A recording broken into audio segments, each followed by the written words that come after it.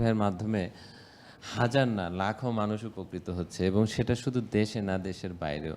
জাহাঙ্গীর ভাই কাউকে বাধ্য করছেন না কিন্তু, যে আপনি এটাই করেন। যেভাবে ফলো করতে বলা হচ্ছে সেভাবে আপনারা ফলো করার চেষ্টা করেন। তো নাজিম, তুমি আসো একটু, আমাদের দুটো কথা বলে যাও। তুমি ইংল্যান্ড থেকে এসেছো, সো এই হচ্ছে আমাদের সেই নাজিম। তোমার কথা অনেক শুনেছে মানুষ, তোমারে দেখে নাই। সো ডক্টর নাজিম, আমরা তার জন্য জোরে আমরা একটা দেখুন।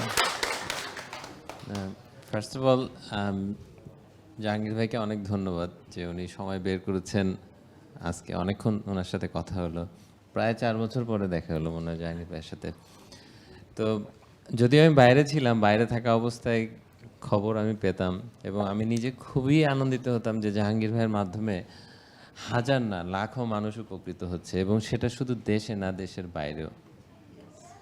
তো কিছু অনাকাঙ্ক্ষিত ব্যাপার থাকে, যেটা ভাইয়া বলছিলেন যে আমাদের স্বজাতি যারা, তারাই আমাদের বিরুদ্ধে, মানে তারাই ওনার এই কাজের বিরুদ্ধে কথা বলছে।